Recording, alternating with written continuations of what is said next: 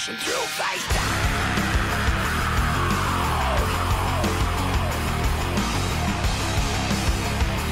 Face down and pushing through. Hey guys, and I'm going to do a quick green screen review. In a video 2 days ago, I believe it is, I put up our one video a day, and the response has been awesome. I got fairly good likes to views and that sort of stuff. But anyway, I'm going to start off with green screening and how I've sort of specifically done it. Now, at the moment, you can sort of see the big light over there. It's one of the professional box lights you can get. Now, you can see the umbrella ones that I don't have. Now, with those umbrella ones that have the light, that's more for photography and stuff, and you will find that will give you like a really sort of direct light onto you. And where these ones will sort of like, because they put out a wider beam, you have less shadows. So with the direct one, with the bouncing off the umbrella, it will give you a bit more shadows, and it will make things just a little bit harder to do. And also, as you can see here, I've got a professional grade sort of green screen here. This is what is it? I think it's 3 foot by, no, it's 3 foot by 12 foot, something like that. This what you see here, it can go double the length, and that's how I can get my whole body into it.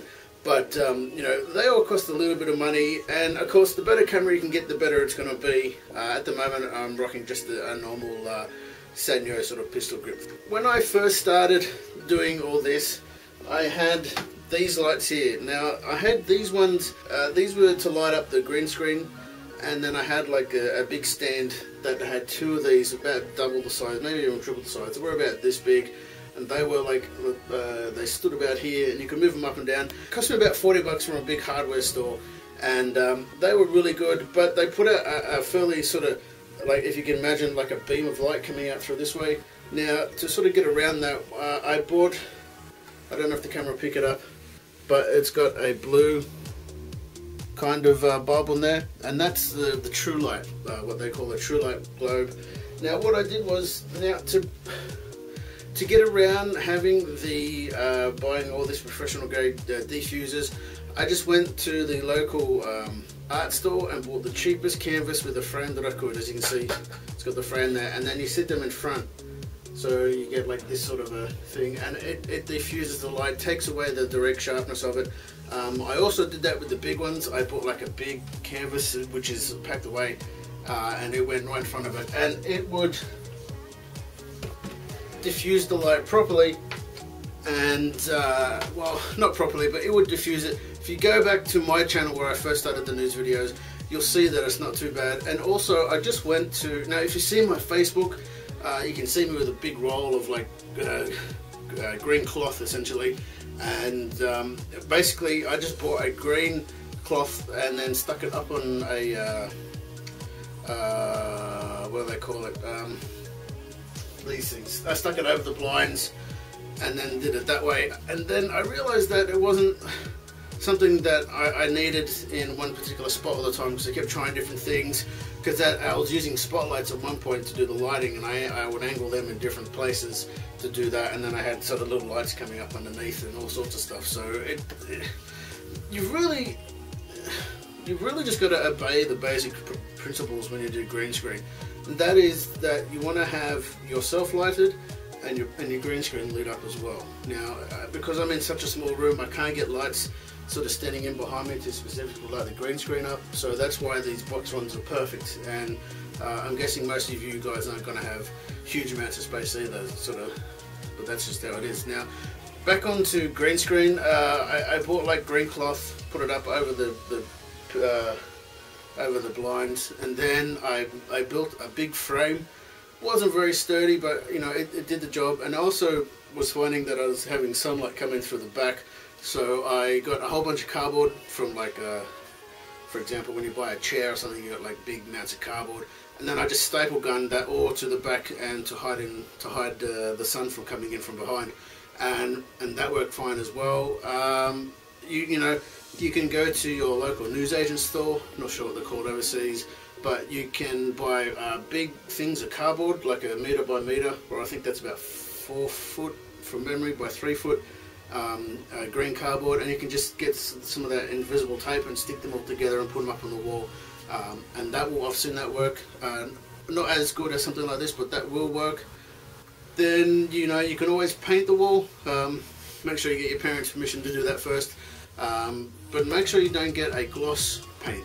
Now basically with a gloss paint you'll have super huge reflection, and if you've got these lights, anything with gloss will pick up and you'll have like that white sheen on it, and you just will not be able to key it. Now why do people use green as opposed to any other colors? Now there are two main colors that you can use for a background.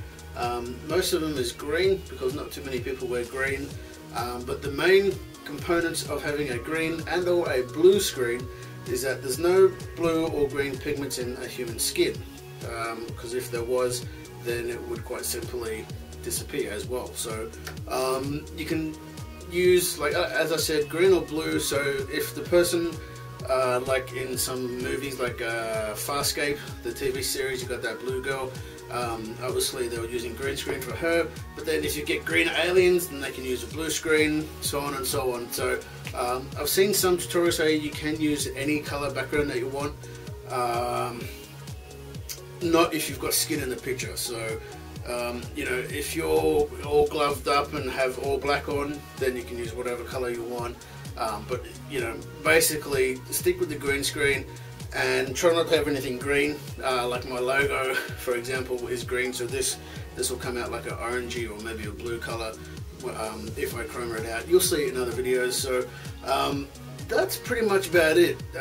Just make sure not to think deliberately in the box sort of every time. Now you can sort of get out of it and just you know, it is what it is, and using your imagination you can get out with it cheaply. So I found these, I think my whole setup cost about 400 bucks, not including the camera. From memory it was about 400 bucks, which isn't a huge amount of money, but like if you're like not working, then it's huge amounts of money. So you know, stick to your budget, and hopefully this has helped. If you've got any questions, drop them in the comments down below.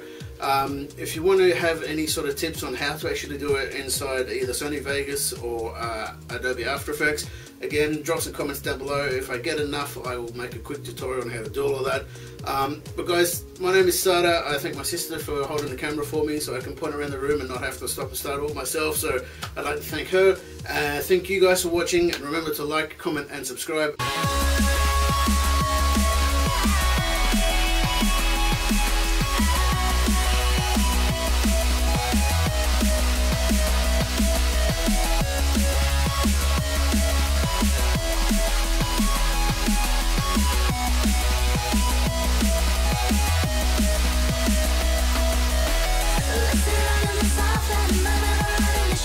Machine in motion, the clocks in the walls on